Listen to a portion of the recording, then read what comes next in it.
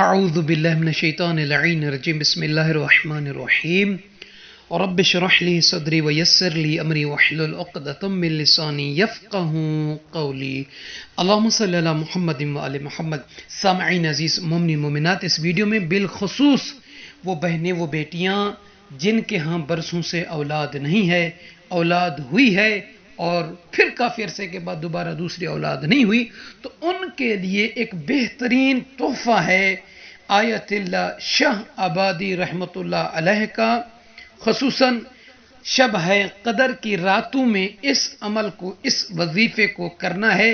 19 کی شب، 21 کی شب اور 23 ماہ رمضان المبارک کی شب، نماز مغرب کے بعد سے لے کر اذان صبح تک اس عمل کا وقت ہے۔ خصوصاً وہ شوہر بھی کر سکتا ہے اور بیوی دونوں کر سکتے ہیں۔ اس عمل کو کریں اور اللہ تعالیٰ سے ان شبوں میں دعا مانگیں تو یقیناً خداوند عالم کہ جو قرآن پاک میں فرماتا ہے کہ استغفار کرو تو میں اولاد دوں گا، استغفار کرو تو میں بارش برساؤں گا، استغفار کرو تو میں رزق دوں گا۔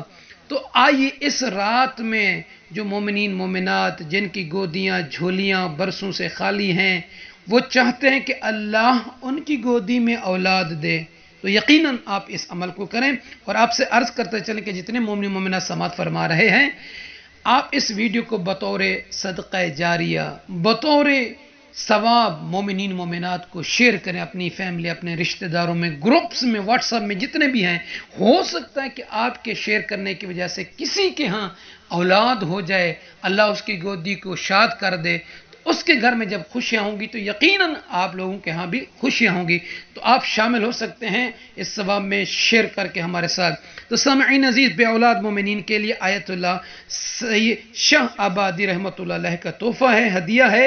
شب ہے قدر کی راتوں میں نماز استغفار پڑھیں اور اللہ سے اولاد پائیں۔ اس نماز استغفار کا طریقہ کیا ہے؟ سامعین عزیز، یہ نماز فجر کی طرح 2 رکعت ہے۔ نیت کرنی ہے کہ 2 رکعت نماز استغفار پڑھتا ہوں یا پڑھتی ہوں برائے اولاد قربتاً الی اللہ، یہ نیت کرنی۔ اور نیت کرنے کے بعد طریقہ کیا ہے کہ دونوں رکعتوں میں سورہ الحمد کو 1 مرتبہ اور سورہ قدر یعنی انا انزلناہ کو 1 مرتبہ پڑھنا ہے، پہلی رکعت میں بھی اور دوسری رکعت میں بھی۔ پہلی رکعت میں سورہ الحمد اور سورہ قدر کو پڑھنے کے بعد رکوع میں جانے سے پہلے 15 مرتبہ کہیں استغفر اللہ استغفر اللہ استغفر اللہ۔ 15 مرتبہ کہنے کے بعد رکوع میں جائیں اور ذکر رکوع سبحان ربی العظیم وبحمدہ پڑھنے کے بعد 10 مرتبہ اسی حالت میں رکوع میں کہیں استغفر اللہ استغفر اللہ استغفر اللہ۔ 10 مرتبہ استغفار یہ پڑھنے کے بعد رکوع سے سر اٹھانے کے بعد جب سیدھے کھڑے ہوں تب کہیں استغفر اللہ 10 مرتبہ۔ یہ کہنے کے بعد پھر آپ سجدے میں جائیں اور ذکر سجدہ سبحان ربی الاعلی وبحمدہ پڑھنے کے بعد اسی حالت میں 10 مرتبہ کہیں استغفر اللہ استغفر اللہ استغفر اللہ۔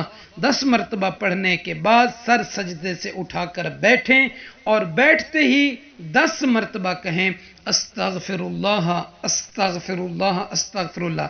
10 مرتبہ کہنے کے بعد پھر سجدے میں جائیں، ذکر سجدہ سبحان ربی الاعلی وبحمدہ پڑھنے کے بعد پھر 10 مرتبہ استغفر اللہ پڑھیں۔ پھر پڑھنے کے بعد جیسے ہی بیٹھیں تو اس وقت پھر آپ کہیں 10 مرتبہ استغفر اللہ استغفر اللہ استغفر اللہ۔ بالترتیب جو آپ نے پہلی رکعت میں کیا ہے بعین ہی دوسری رکعت میں بھی اسی ترتیب سے یعنی رکوع و سجود اور ان اذکار کو پڑھنا ہے اور سلام کرنا ہے، تشہد اور سلام۔ تو یہ یاد رکھیے کہ ذکر فقط استغفر اللہ ہی پڑھنا چاہیے، استغفر اللہ ربی واتوب الیہ نہیں پڑھنا چاہیے۔ اور اس کا بہترین وقت جو ہے وہ رات کا آخری پہر ہے، یعنی سحری کے نزدیک، کیونکہ شب قدر کی راتیں ہیں تو یہ قبولیت کی شب ہیں۔ اپنے لیے، مومنین کے لیے، سب کے لیے دعا کریں گے۔